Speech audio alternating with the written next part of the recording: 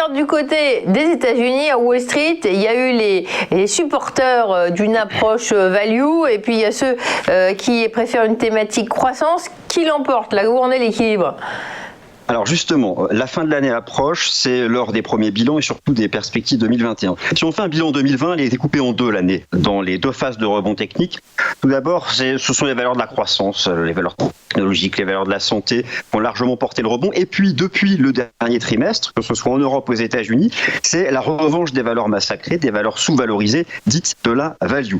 Donc un rattrapage de ces valeurs-là, et puis plus récemment aussi un rattrapage des petites valeurs, les small caps. La question qu'on peut se poser, et que la gestion se pose, c'est est-ce que cette dynamique de fin d'année 2020 peut se poursuivre en 2021 ? Alors comment l'analyse technique peut apporter des premiers éléments de réponse ?